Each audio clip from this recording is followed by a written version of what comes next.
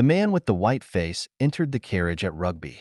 He moved slowly in spite of the urgency of his porter, and even while he was still on the platform, I noted how ill he seemed.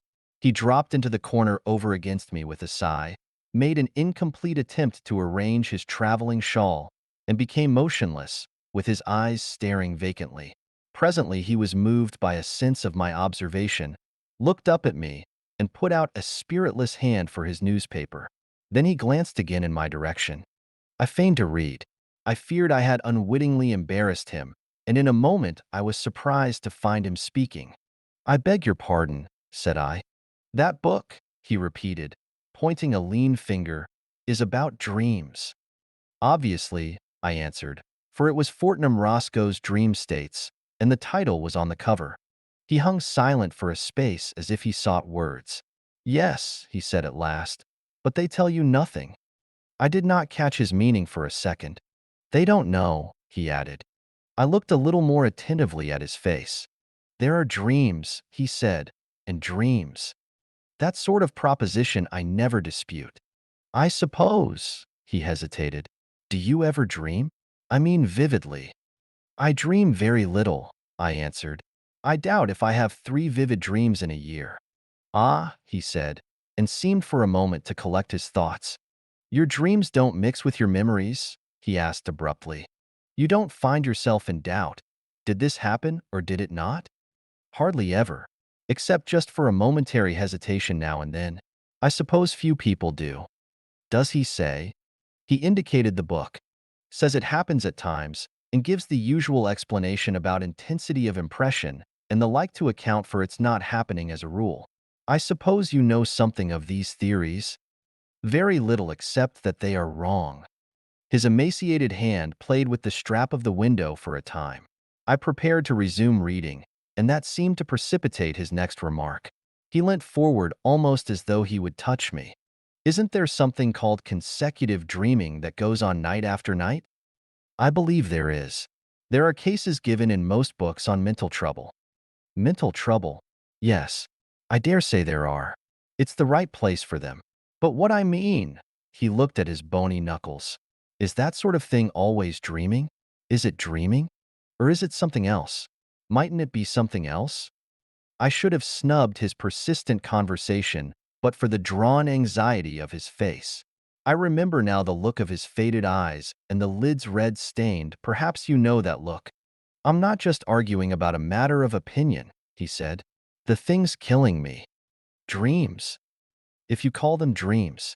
Night after night. Vivid. So vivid. This," he indicated the landscape that went streaming by the window, "seems unreal in comparison. I can scarcely remember who I am, what business I am on." He paused. "Even now? The dream is always the same, do you mean?" I asked. "It's over." "You mean?" "I died. Died. Smashed and killed, and now, so much of me as that dream was, is dead. Dead forever. I dreamt I was another man, living in a different part of the world and in a different time. I dreamt that night after night. Night after night I woke into that other life. Fresh scenes and fresh happenings until I came upon the last. When you died. When I died. And since then." "No," he said. "Thank God. That was the end of the dream." It was clear I was in for this dream. And after all, I had an hour before me. The light was fading fast, and Fortnum Roscoe has a dreary way with him. "Living in a different time," I said. "Do you mean in some different age?" "Yes." "Past?" "No, to come to come. The year 3000, for example. I don't know what year it was. I did when I was asleep, when I was dreaming, that is, but not now that I am awake. There's a lot of things I have forgotten since I woke out of these dreams, though I knew them at the time when I suppose it was dreaming. They called the year differently from our way of calling the year." "What did they call it?" He put his hand to his forehead. "No," said he, "I forget." He sat smiling weakly. For a moment I feared he did not mean to tell me his dream. As a rule, I hate people who tell their dreams, but this struck me differently. I proffered assistance even. "It began," I suggested. "It was vivid from the first." I seem to wake up in it suddenly. And it's curious that in these dreams I am speaking of I never remembered this life I am living now. It seemed as if the dream life was enough while it lasted. Perhaps, but I will tell you how I find myself when I do my best to recall it all. I don't remember anything clearly until I found myself sitting in a sort of loggia looking out over the sea. I had been dozing, and suddenly I woke up fresh and vivid, not a bit dreamlike, because the girl had stopped fanning me. The girl? Yes, the girl. You must not interrupt, or you will put me out. He stopped abruptly. You won't think I'm mad? He said. No, I answered. You've been dreaming. Tell me your dream. I woke up, I say, because the girl had stopped fanning me. I was not surprised to find myself there or anything of that sort, you understand? I did not feel I had fallen into it suddenly. I simply took it up at that point. Whatever memory I had of this life, this 19th century life, faded as I woke, vanished like a dream. I knew all about myself, knew that my name was no longer Cooper but Hedden, and all about my position in the world. I've forgotten a lot since I woke. There's a want of connection, but it was all quite clear and matter of fact then. He hesitated again, gripping the window strap, putting his face forward and looking up to me appealingly. This seems bosh to you? No, no, I cried. Go on. Tell me what this loggia was like. It was not really a loggia, I don't know what to call it. It faced south. It was small. It was all in shadow except the semicircle above the balcony that showed the sky and sea and the corner where the girl stood. I was on a couch, it was a metal couch with light striped cushions, and the girl was leaning over the balcony with her back to me. The light of the sunrise fell on her ear and cheek, her pretty white neck and the little curls that nestled there, and her white shoulder were in the sun, and all the grace of her body was in the cool blue shadow. She was dressed. How can I describe it? It was easy and flowing, and altogether there she stood, so that it came to me how beautiful and desirable she was, as though I had never seen her before. And when at last I sighed and raised myself upon my arm, she turned her face to me. He stopped. I have lived 53 years in this world. I have had mother, sisters, friends, wife and daughters, all their faces, the play of their faces, I know. But the face of this girl, it is much more real to me. I can bring it back into memory so that I see it again. I could draw it or paint it. And after all, he stopped, but I said nothing. The face of a dream, the face of a dream. She was beautiful.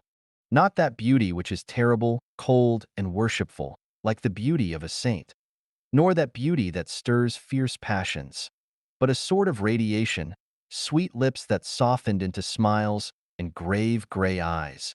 And she moved gracefully. She seemed to have part with all pleasant and gracious things. He stopped, and his face was downcast and hidden. Then he looked up at me and went on, making no further attempt to disguise his absolute belief in the reality of his story.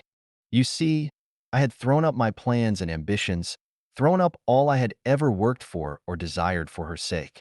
I had been a master man away there in the north, with influence and property and a great reputation, but none of it had seemed worth having beside her. I had come to the place, this city of sunny pleasures with her, and left all those things to wreck and ruin just to save a remnant at least of my life.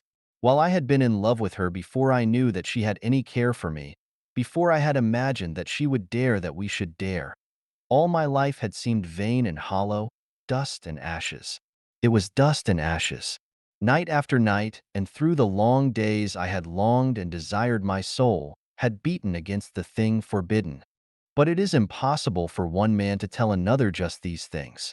It's a motion, it's a tint, a light that comes and goes. Only while it's there.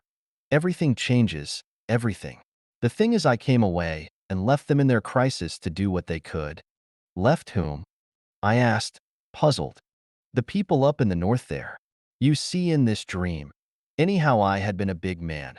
The sort of man men come to trust in, to group themselves about.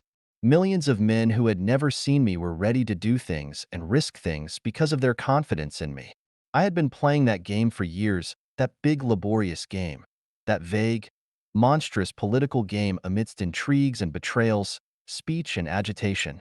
It was a vast weltering world, And at last I had a sort of leadership against the gang you know. It was called the Gang, a sort of compromise of scoundrelly projects and base ambitions and vast public emotional stupidities and catchwords. The gang that kept the world noisy and blind year by year.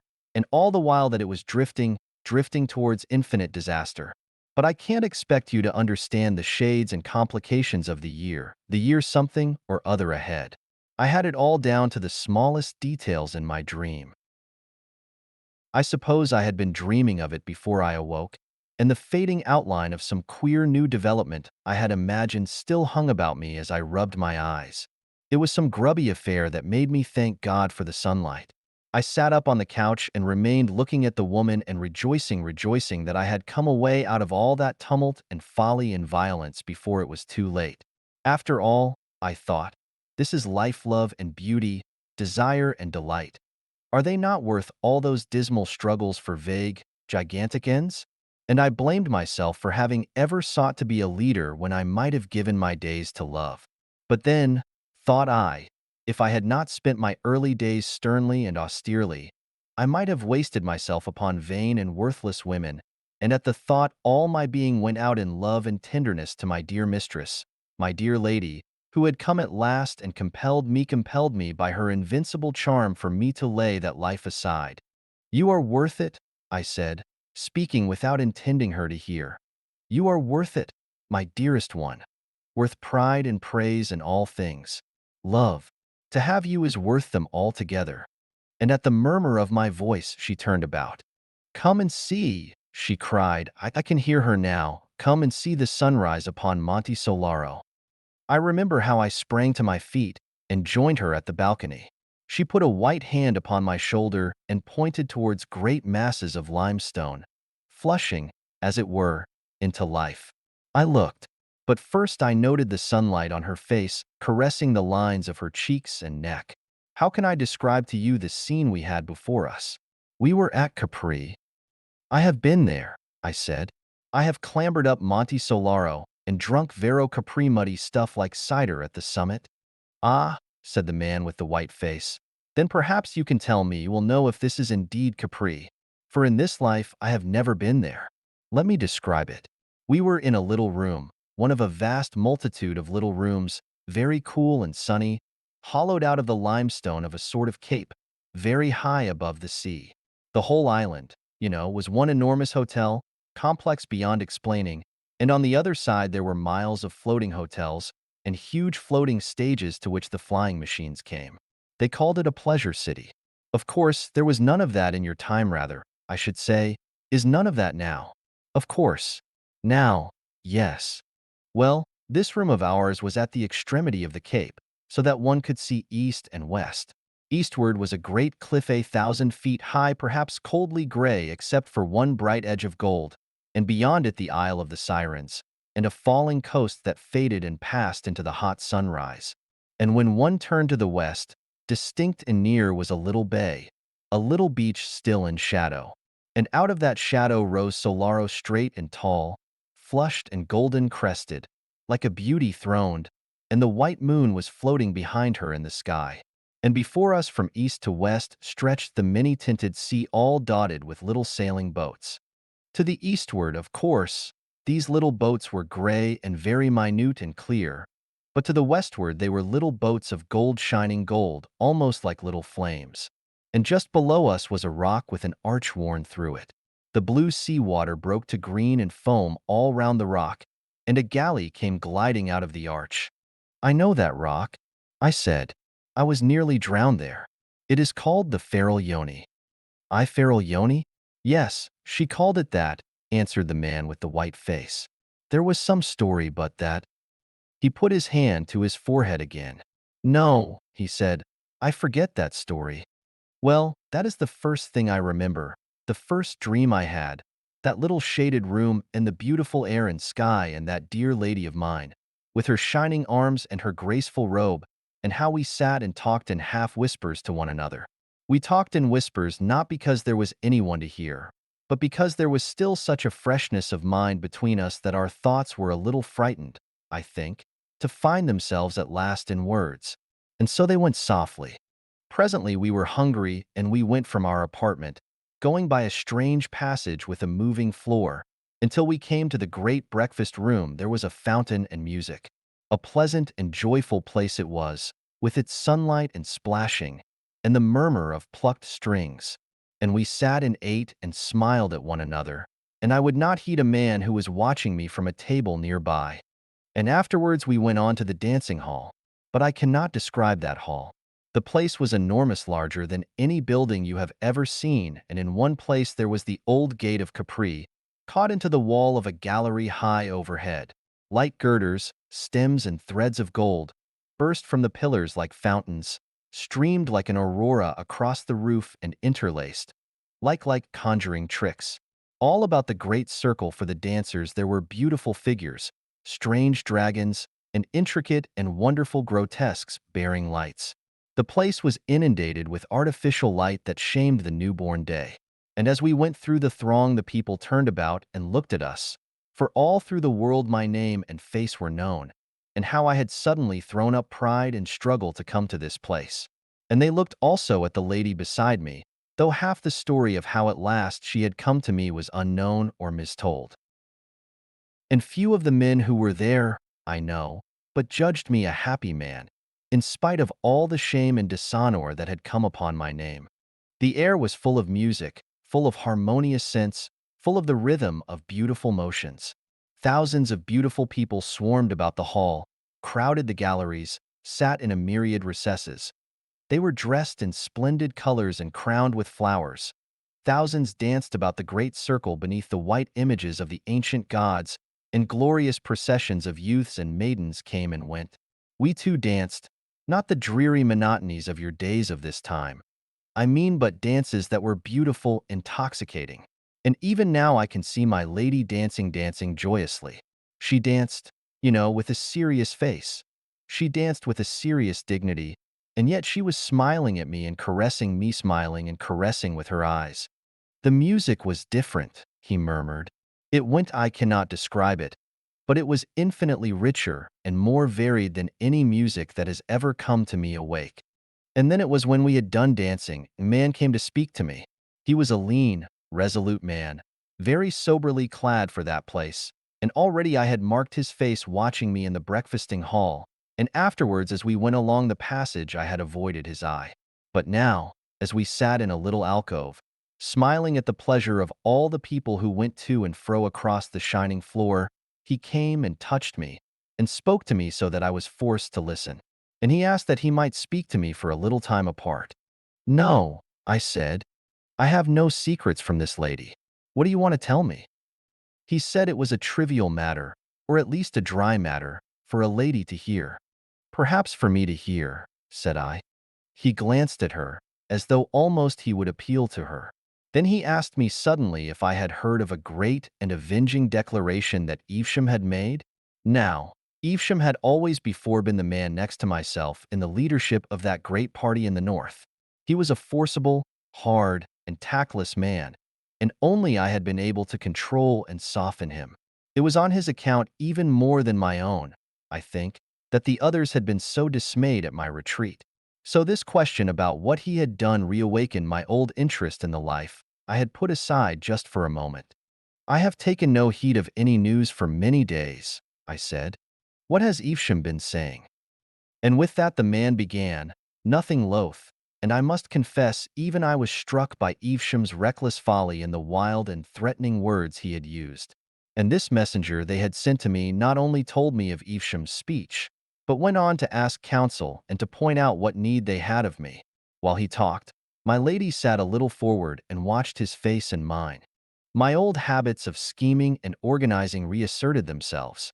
I could even see myself suddenly returning to the North and all the dramatic effect of it. All that this man said witnessed to the disorder of the party indeed, but not to its damage. I should go back stronger than I had come. And then I thought of my lady. You see, how can I tell you? There were certain peculiarities of our relationship. As things are, I need not tell you about that, which would render her presence with me impossible. I should have had to leave her. Indeed, I should have had to renounce her clearly and openly if I was to do all that I could do in the North. And the man knew that, even as he talked to her, and me, knew it as well as she did. that my steps to duty were first separation, then abandonment. At the touch of that thought, my dream of a return was shattered. I turned on the man suddenly, as he was imagining his eloquence was gaining ground with me. What have I to do with these things now? I said. I have done with them. Do you think I am coquetting with your people in coming here? No, he said. But why cannot you leave me alone? I have done with these things. I have ceased to be anything but a private man. Yes, he answered. But have you thought? This talk of war, these reckless challenges, these wild aggressions. I stood up. No, I cried. I won't hear you. I took count of all those things. I weighed them and I have come away. He seemed to consider the possibility of persistence. He looked from me to where the lady sat regarding us. War, he said, as if he were speaking to himself, and then turned slowly from me and walked away. I stood, caught in the whirl of thoughts his appeal had set going. I heard my lady's voice. Dear, she said, but if they had need of you. She did not finish her sentence. She let it rest there. I turned to her sweet face, and the balance of my mood swayed and reeled. They want me only to do the thing they dare not do themselves, I said. If they distrust Evesham, they must settle with him themselves. She looked at me doubtfully. But war, she said. I saw a doubt on her face that I had seen before, a doubt of herself and me, the first shadow of the discovery that, seen strongly and completely, must drive us apart forever. Now, I was an older mind than hers, and I could sway her to this belief or that. My dear one, I said, you must not trouble over these things. There will be no war. Certainly there will be no war. The age of wars is past. Trust me to know the justice of this case. They have no right upon me, dearest, and no one has a right upon me. I have been free to choose my life, and I have chosen this. But war, she said. I sat down beside her. I put an arm behind her and took her hand in mine. I set myself to drive that doubt away. I set myself to fill her mind with pleasant things again. I lied to her, and in lying to her I lied also to myself. And she was only too ready to believe me, only too ready to forget. Very soon the shadow had gone again, and we were hastening to our bathing place in the Grotta del Bovo Marino, where it was our custom to bathe every day. We swam and splashed one another, and in that buoyant water I seemed to become something lighter and stronger than a man. And at last we came out dripping and rejoicing and raced among the rocks. And then I put on a dry bathing dress, and we sat to bask in the sun. And presently I nodded, resting my head against her knee, and she put her hand upon my hair and stroked it softly, and I dozed. And behold, as it were with the snapping of the string of a violin, I was awakening, and I was in my own bed in Liverpool, in the life of today. Only for a time, I could not believe that all these vivid moments had been no more than the substance of a dream. In truth, I could not believe it a dream for all the sobering reality of things about me. I bathed and dressed as it were by habit, and as I shaved I argued why I of all men should leave the woman I loved to go back to fantastic politics in the hard and strenuous North. Even if Evesham did force the world back to war, what was that to me? I was a man with the heart of a man, and why should I feel the responsibility of a deity for the way the world might go? You know, that is not quite the way I think about affairs, about my real affairs. I am a solicitor, you know, with a point of view. The vision was so real, you must understand, so utterly unlike a dream that I kept perpetually recalling little irrelevant details. Even the ornament of the book cover that lay on my wife's sewing machine in the breakfast room recalled with the utmost vividness the gilt line that ran about the seat in the alcove where I had talked with the messenger from my deserted party. Have you ever heard of a dream that had a quality like that? Like? So that afterwards you remembered little details you had forgotten. I thought. I had never noticed the point before, but he was right. Never, I said. That is what you never seem to do with dreams. No, he answered, but that is just what I did.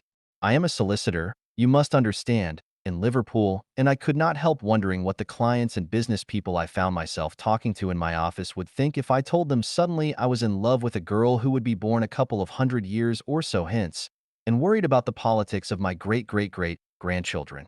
I was chiefly busy that day negotiating a 99-year building lease.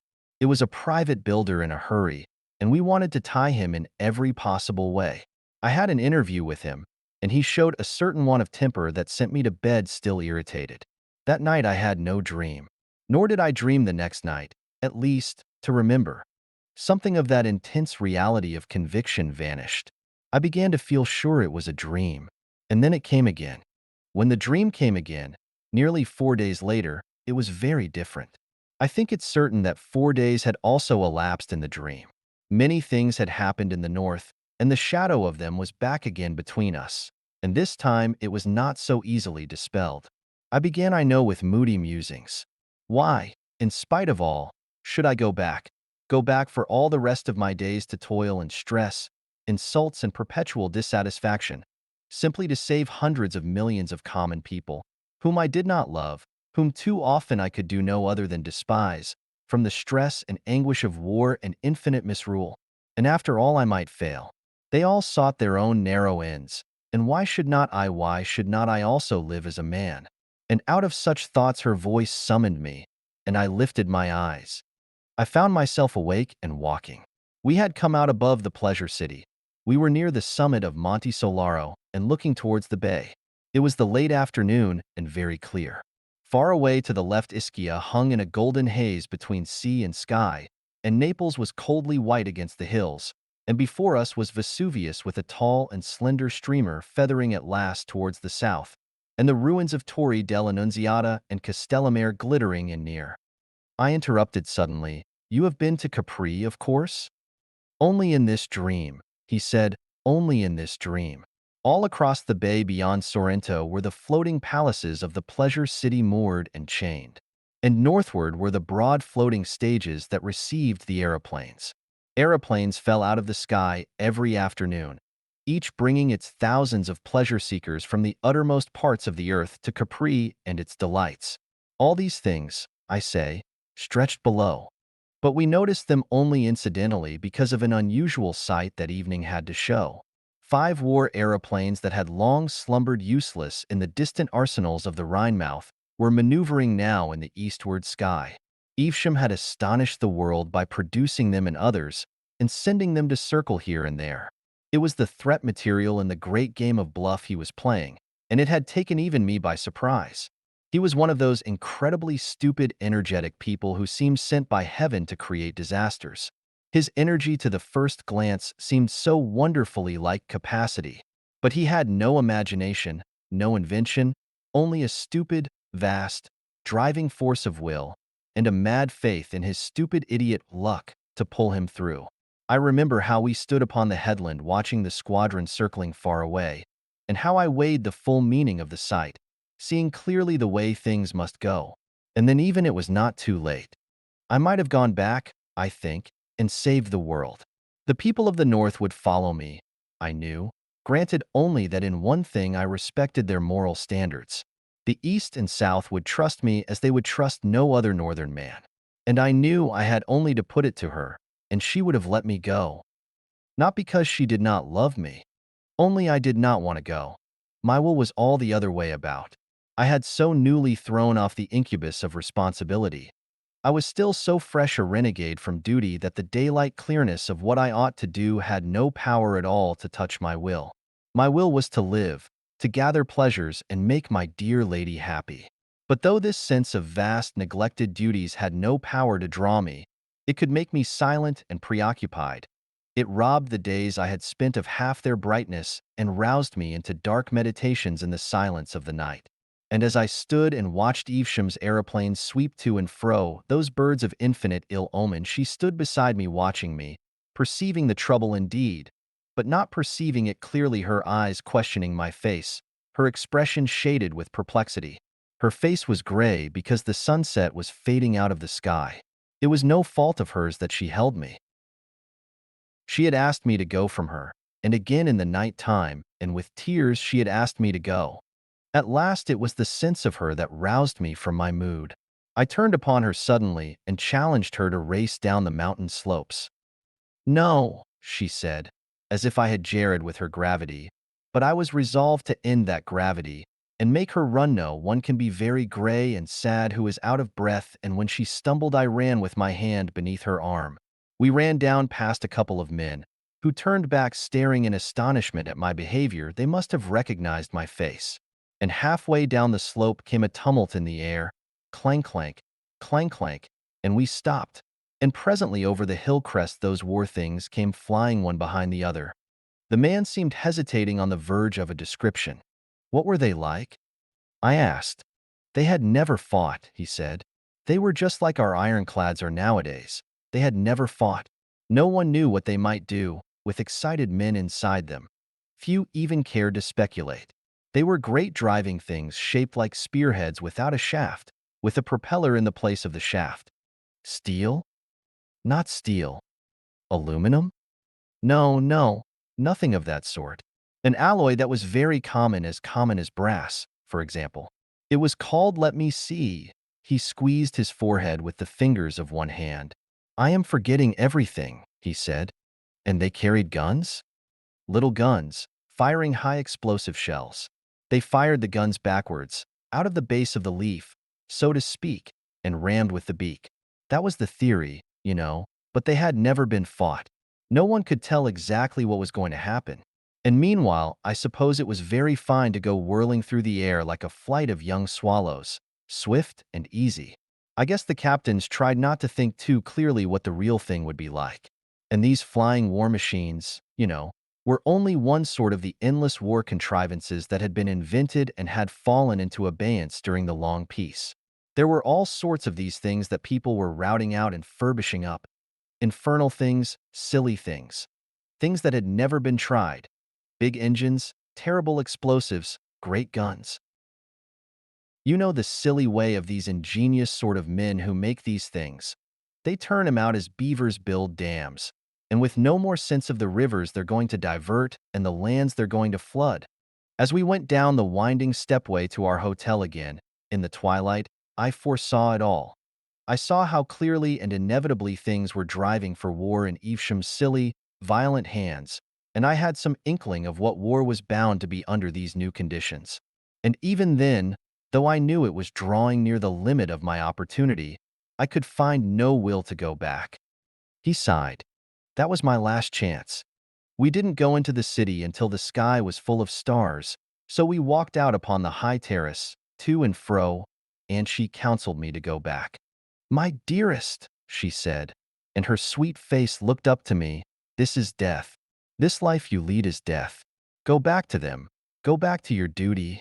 She began to weep, saying, between her sobs, and clinging to my arm as she said it, go back, go back. Then suddenly she fell mute, and glancing down at her face, I read in an instant the thing she had thought to do. It was one of those moments when one sees. No, I said. No, she asked, in surprise and I think a little fearful at the answer to her thought. Nothing, I said, shall send me back. Nothing. I have chosen. Love, I have chosen, and the world must go. Whatever happens, I will live this life, I will live for you. It nothing shall turn me aside. Nothing, my dear one. Even if you died, even if you died. Yes, she murmured softly. Then I also would die. And before she could speak again, I began to talk, talking eloquently as I could do in that life, talking to exalt love, to make the life we were living seem heroic and glorious. And the thing I was deserting something hard and enormously ignoble that it was a fine thing to set aside. I bent all my mind to throw that glamour upon it, seeking not only to convert her but myself to that. We talked, and she clung to me, torn too between all that she deemed noble and all that she knew was sweet. And at last I did make it heroic, made all the thickening disaster of the world only a sort of glorious setting to our unparalleled love, and we two poor foolish souls strutted there at last, clad in that splendid delusion, drunken rather with that glorious delusion, under the still stars. And so my moment passed. It was my last chance.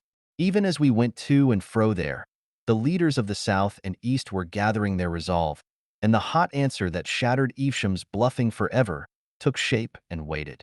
And, all over Asia, and the ocean, and the South, The air and the wires were throbbing with their warnings to prepare. Prepare. No one living, knew what war was. No one could imagine, with all these new inventions, what horror war might bring. I believe most people still believed it would be a matter of bright uniforms and shouting charges and triumphs and flags and bands in a time when half the world drew its food supply from regions 10,000 miles away. The man with the white face paused. I glanced at him, and his face was intent on the floor of the carriage. A little railway station, a string of loaded trucks, a signal box, and the back of a cottage, shot by the carriage window, and a bridge passed with a clap of noise, echoing the tumult of the train. After that, he said, I dreamt often. For 3 weeks of nights that dream was my life.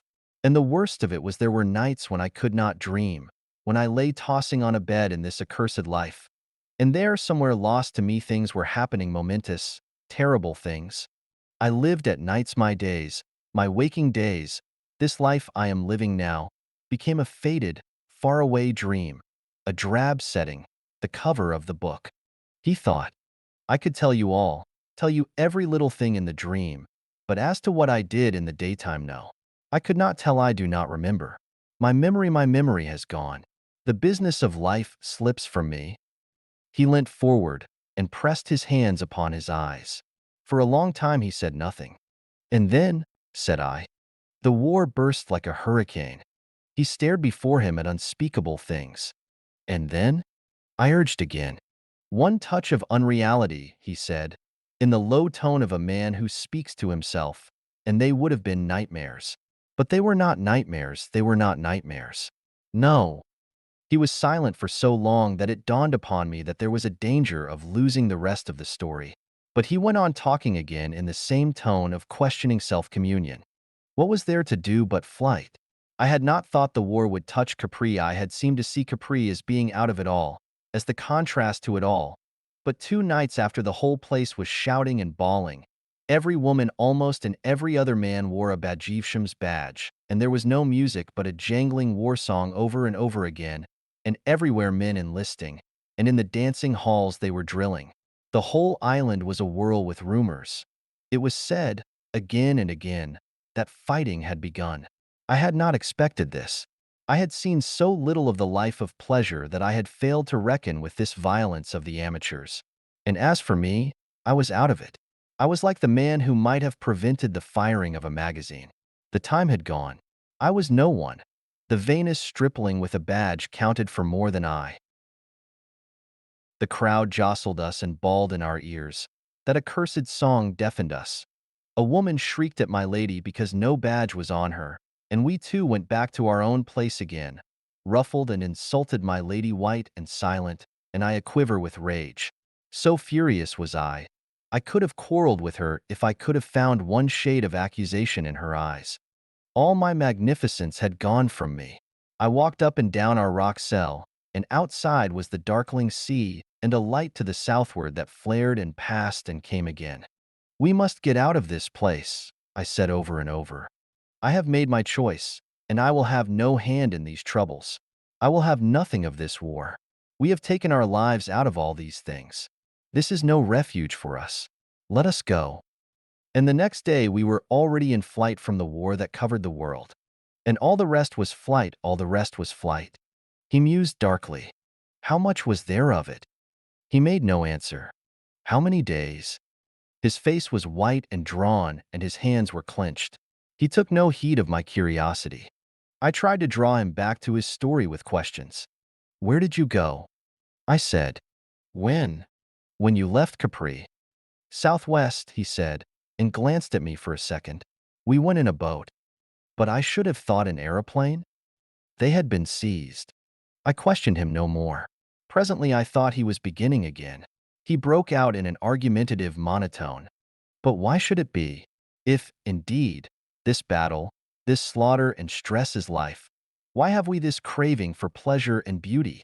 If there is no refuge, if there is no place of peace, and if all our dreams of quiet places are a folly and a snare, why have we such dreams? Surely it was no ignoble cravings, no base intentions had brought us to this. It was love had isolated us. Love had come to me with her eyes and robed in her beauty, more glorious than all else in life, in the very shape and color of life, and summoned me away. I had silenced all the voices. I had answered all the questions I had come to her. And suddenly there was nothing but war and death. I had an inspiration. After all, I said, it could have been only a dream. A dream, he cried, flaming upon me. A dream when, even now, for the first time he became animated. A faint flush crept into his cheek. He raised his open hand and clenched it and dropped it to his knee. He spoke, looking away from me, and for all the rest of the time he looked away. We are but phantoms, he said, and the phantoms of phantoms, desires like cloud shadows and wills of straw that eddy in the wind. The days pass, use and won't carry us through as a train carries the shadow of its light, so be it. But one thing is real and certain. One thing is no dream, stuff, but eternal and enduring. It is the center of my life, and all other things about it are subordinate or altogether vain. I loved her, that woman of a dream, and she and I are dead together. A dream. How can it be a dream when it drenched a living life with unappeasable sorrow, when it makes all that I have lived for and cared for worthless and unmeaning? Until that very moment when she was killed, I believed we had still a chance of getting away, he said. All through the night and morning that we sailed across the sea from Capri to Salerno, we talked of escape. We were full of hope, and it clung about us to the end. Hope for the life together we should lead. Out of it all, out of the battle and struggle, the wild and empty passions, the empty arbitrary thou shalt, and thou shalt not of the world. We were uplifted, as though our quest was a holy thing, as though love for another was a mission. Even when from our boat we saw the fair face of that great rock Capri, already scarred and gashed by the gun emplacements and hiding places that were to make it a fastness, we reckoned nothing of the imminent slaughter, though the fury of preparation hung about in the puffs and clouds of dust at 100 points amidst the gray. But, indeed, I made a text of that and talked. There, was the rock, still beautiful for all its scars, with its countless windows and arches and ways, tier upon tier. For 1,000 feet, a vast carving of gray, broken by vine-clad terraces and lemon and orange groves, and masses of agave and prickly pear, and puffs of almond blossom.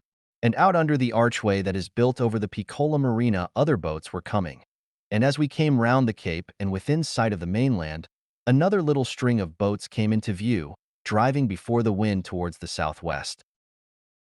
In a little while a multitude had come out, the remoter just little specks of ultramarine in the shadow of the eastward cliff. It is love and reason, I said, fleeing from all this madness of war.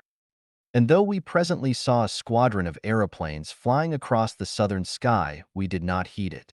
There it was, a line of little dots in the sky, and then more, dotting the southeastern horizon, and then still more, until all that quarter of the sky was stippled with blue specks.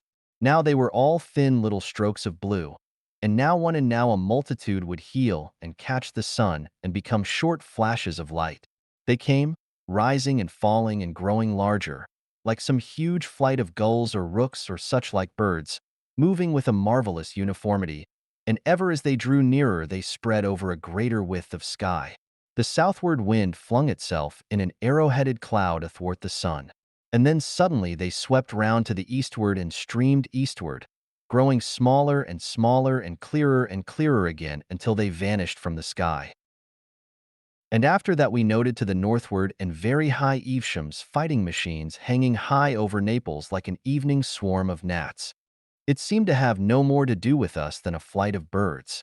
Even the mutter of guns far away in the southeast seemed to us to signify nothing. Each day, each dream after that, we were still exalted, still seeking that refuge where we might live and love. Fatigue had come upon us, pain and many distresses. For though we were dusty and stained by our toilsome tramping, and half-starved and with the horror of the dead men we had seen and the flight of the peasants, for very soon a gust of fighting swept up the peninsula with these things haunting our minds, it still resulted only in a deepening resolution to escape. Oh, but she was brave and patient. She who had never faced hardship and exposure had courage for herself and me. We went to and fro seeking an outlet. over a country all commandeered and ransacked by the gathering hosts of war. Always we went on foot. At first there were other fugitives, but we did not mingle with them. Some escaped northward, some were caught in the torrent of peasantry that swept along the main roads. Many gave themselves into the hands of the soldiery and were sent northward. Many of the men were impressed, but we kept away from these things. We had brought no money to bribe a passage north, and I feared for my lady at the hands of these conscript crowds. We had landed at Salerno, and we had been turned back from Cava, and we had tried to cross towards Taranto by a pass over Mount Alburno, but we had been driven back for want of food, and so we had come down among the marshes by Paestum, where those great temples stand alone. I had some vague idea that by Paestum it might be possible to find a boat or something, and take once more to sea. And there it was the battle overtook us. A sort of soul blindness had me. Plainly I could see that we were being hemmed in, that the great net of that giant warfare had us in its toils. Many times we had seen the levies that had come down from the north going to and fro, and had come upon them in the distance amidst the mountains making ways for the ammunition and preparing the mounting of the guns. Once we fancied they had fired at us, taking us for spies. Any rate a shot had gone shuddering over us. Several times we had hidden in woods from hovering aeroplanes. But all these things do not matter now, these nights of flight and pain. We were in an open place near those great temples at Paestum, at last, on a blank stony place dotted with spiky bushes, empty and desolate and so flat that a grove of eucalyptus far away showed to the feet of its stems. How I can see it! My lady was sitting down under a bush resting a little, for she was very weak and weary, and I was standing up watching to see if I could tell the distance of the firing that came and went. They were still, fighting far from each other, with those terrible new weapons that had never before been used. Guns that would carry beyond sight, and aeroplanes that would do what they would do no man could foretell. I knew that we were between the two armies, and that they drew together. I knew we were in danger, and that we could not stop there and rest. Though all these things were in my mind, they were in the background. They seemed to be affairs beyond our concern. Chiefly, I was thinking of my lady. An aching distress filled me. For the first time, she had owned herself beaten and had fallen a-weeping. Behind me I could hear her sobbing, but I would not turn round to her because I knew she had need of weeping and had held herself so far and so long for me. It was well, I thought, that she would weep and rest, and then we would toil on again. For I had no inkling of the thing that hung so near.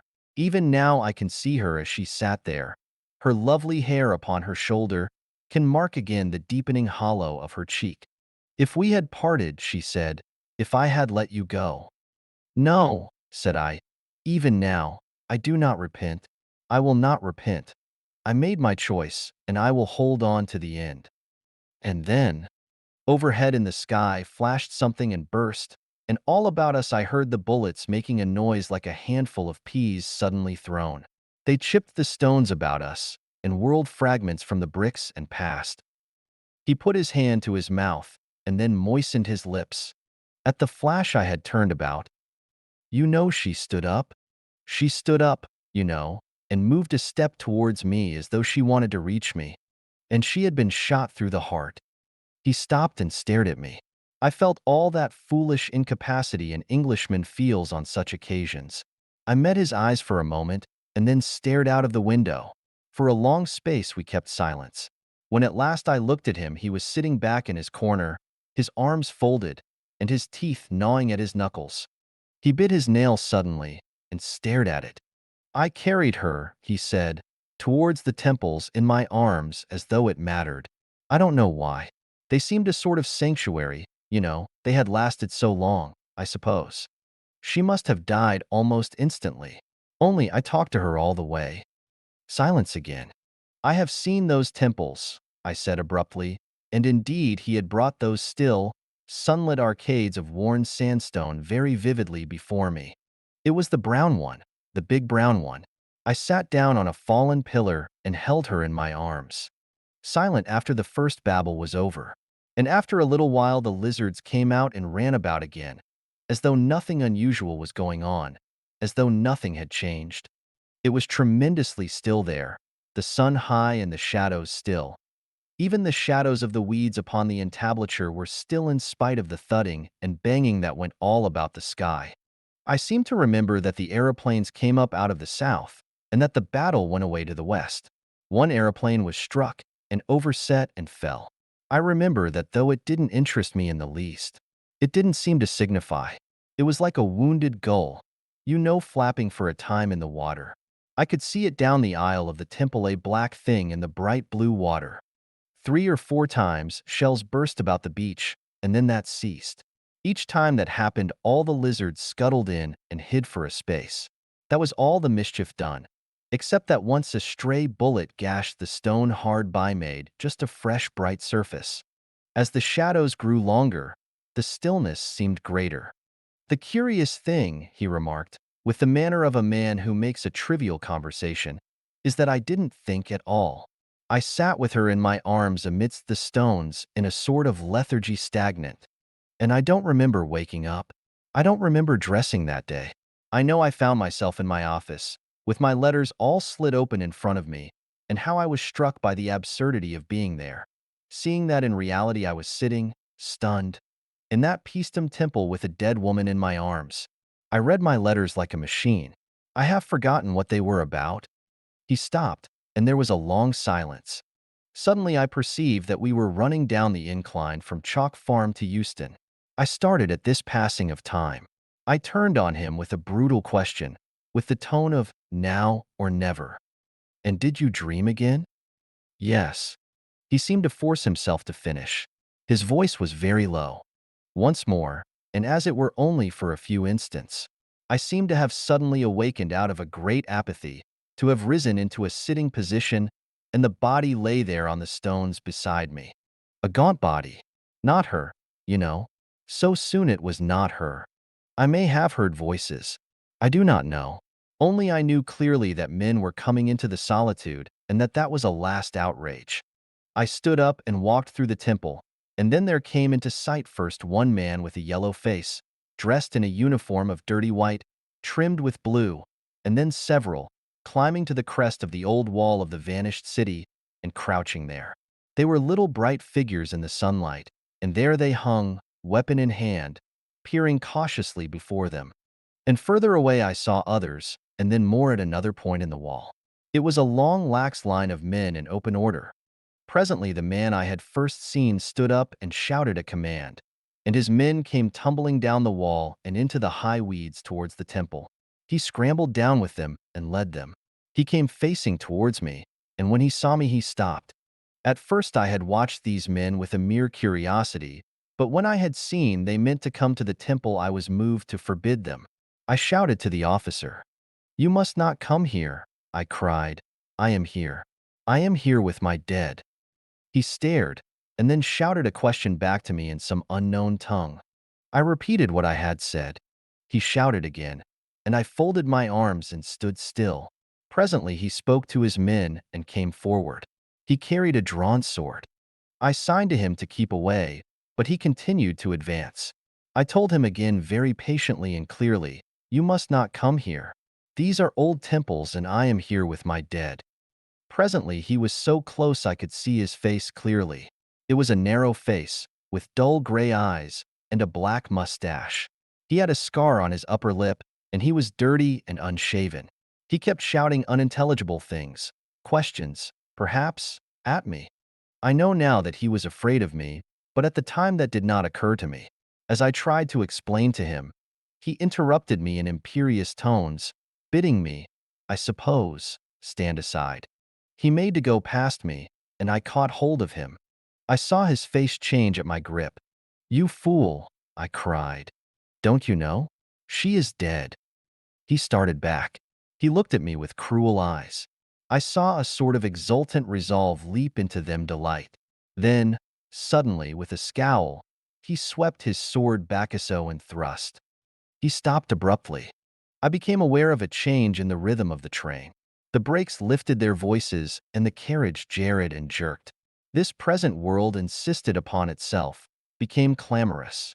I saw through the steamy window huge electric fights glaring down from tall masts upon a fog, saw rows of stationary empty carriages passing by, and then a signal box hoisting its constellation of green and red into the murky London twilight marched after them. I looked again at his drawn features. He ran me through the heart. It was with a sort of astonishment, no fear, no pain, but just amazement, that I felt it pierce me, felt the sword drive home into my body. It didn't hurt, you know. It didn't hurt at all. The yellow platform lights came into the field of view, passing first rapidly, then slowly, and at last stopping with a jerk. Dim shapes of men passed to and fro without. "Euston," cried a voice. "Do you mean—" There was no pain, no sting or smart. Amazement and then darkness sweeping over everything.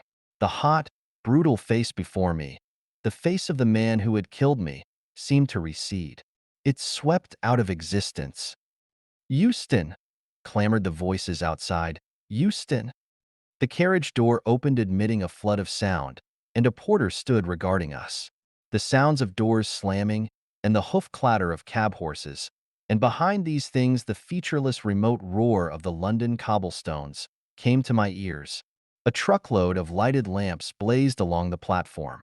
A flood of darkness that opened and spread and blotted out all things. "Any luggage, sir?" said the porter. "And that was the end?" I asked. He seemed to hesitate. Then, almost inaudibly, he answered, "No." "You mean—" I couldn't get to her. She was there on the other side of the temple, and then— "Yes," I insisted. "Yes?" "Nightmares," he cried. "Nightmares indeed. My God. Great birds that fought and tore.